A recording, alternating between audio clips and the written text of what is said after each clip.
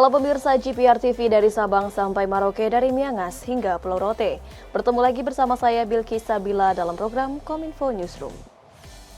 Halo pemirsa GPR TV dari Sabang sampai Merauke.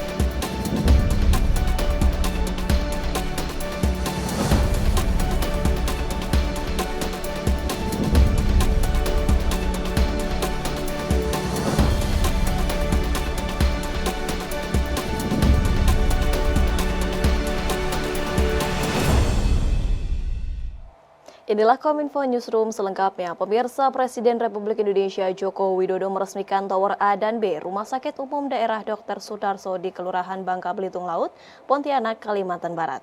Dengan adanya gedung baru, rumah sakit tersebut dapat membuat pelayanan kesehatan kepada masyarakat semakin baik.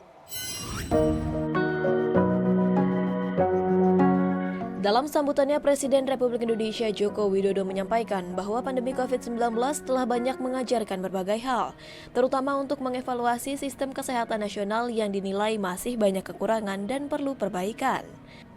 Selain itu, rasa keprihatinan jika mendengar ada warga negara Indonesia yang sedang sakit pergi berobat ke luar negeri. Hal ini mengakibatkan besaran capital flow atau uang yang dikeluarkan untuk membiayai yang sakit berobat ke luar negeri mencapai 110 triliun rupiah per tahunnya. Terkait hal tersebut, Presiden meyakini bahwa Rumah Sakit Umum Daerah Dr. Sudarso dengan luas tanah sebesar 26,63 hektar ini memiliki fasilitas modern, mampu melayani dan menangani kasus-kasus atau penyakit yang ada di masyarakat. Dengan demikian, diharapkan masyarakat di Kalimantan Barat, khususnya Pontianak, tidak perlu pergi ke luar negeri untuk berobat. Oleh sebab itu, pada saat Pak Gubernur menyampaikan pada saya, Pak, saya minta bantuan ke pemerintah pusat.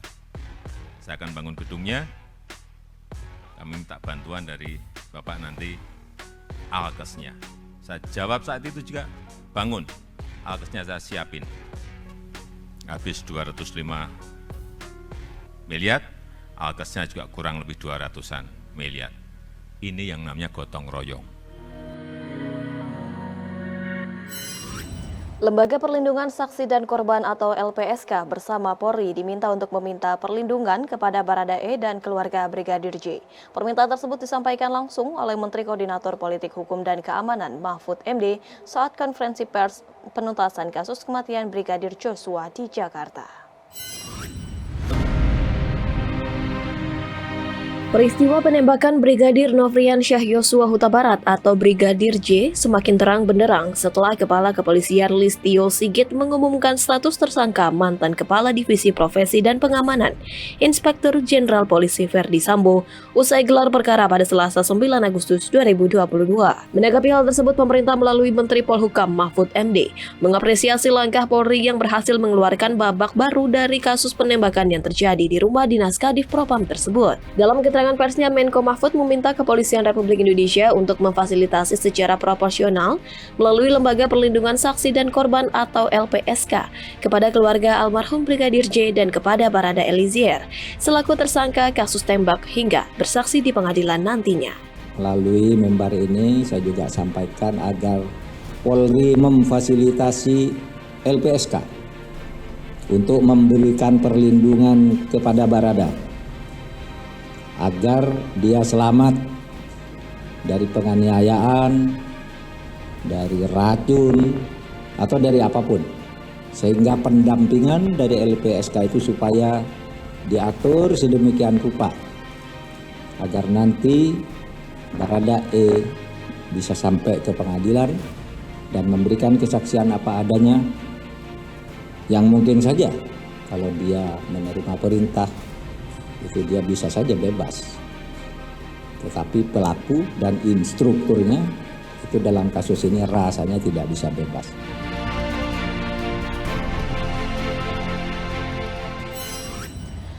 Kita beralih ke informasi lainnya pemirsa. Dalam rapat kerja dengan Komisi 7 DPR Republik Indonesia, Menteri ISDM Arifin Tasrif menyampaikan 71 perusahaan batu bara tidak melaksanakan kewajiban penjualan dalam negeri atau domestic market obligation sebesar 25% dari total produksi untuk sektor kelistrikan.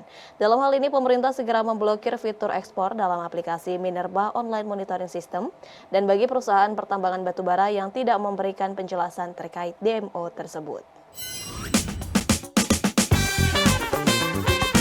Kementerian Energi dan Sumber Daya Mineral menyebutkan terdapat 71 perusahaan yang belum melaksanakan pemenuhan wajib pasok batu bara untuk kebutuhan dalam negeri Domestic Market Obligation atau DMO kepada PT PLN. Domestic Market Obligation atau DMO sendiri ialah kewajiban badan usaha atau bentuk usaha tetap untuk menyerahkan sebagian minyak dan gas dari bagiannya kepada negara melalui badan pelaksana dalam rangka penyediaan minyak dan gas bumi untuk memenuhi kebutuhan dalam negeri. Menteri ESDM Arifin Tasrif dalam rapat kerja bersama Komisi 7 DPR Republik Indonesia di Jakarta mengatakan, dari 123 perusahaan yang wajib menyetorkan batu bara tersebut, hanya 52 perusahaan saja yang memenuhi kewajiban DMO. Dengan hal tersebut, pemerintah akan segera memblokir fitur ekspor dalam aplikasi Minerba Online Monitoring System bagi perusahaan pertambangan batu bara yang tidak memberikan penjelasan terkait kendala penugasan DMO. Sementara Kementerian ESDM terus memantau komitmen 71 badan usaha yang belum atau tidak melaksanakan penugasan dengan memberikan sanksi terhadap badan usaha yang tidak melaksanakan penugasan tanpa keterangan yang jelas.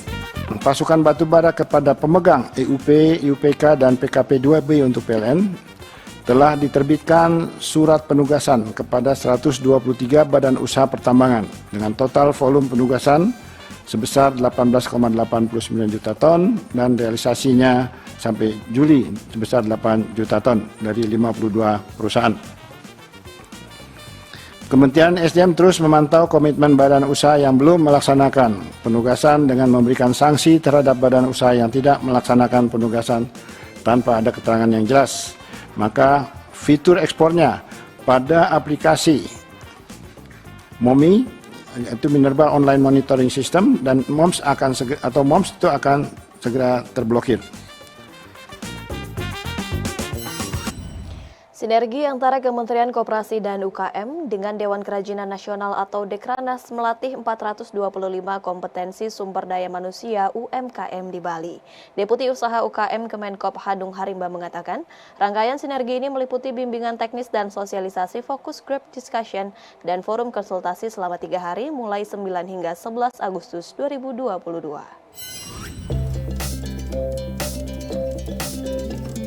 Kementerian Koperasi dan UKM bersama Dewan Kerajinan Nasional atau Dekranas bidang pendanaan bersinergi meningkatkan kapasitas sumber daya manusia usaha mikro kecil dan menengah di Bali.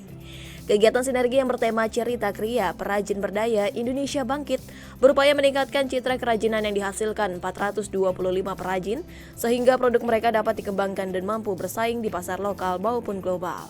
Deputi Usaha UKM Kemenkop Hadung Harimba mengatakan, rangkaian sinergi ini meliputi bimbingan teknis dan sosialisasi fokus grup discussion forum konsultasi yang berlangsung selama 3 hari, mulai 9 hingga 11 Agustus 2022.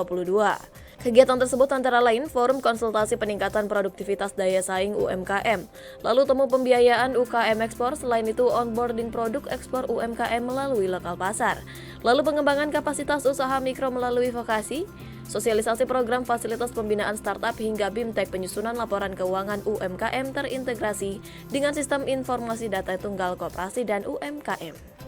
Pada acara pembukaan ini akan diserahkan secara simbolis program strategis kepada 19 orang yang mewakili, yang meliputi 1 penyerahan kredit usaha rakyat atau KUR kepada 5 UMKM.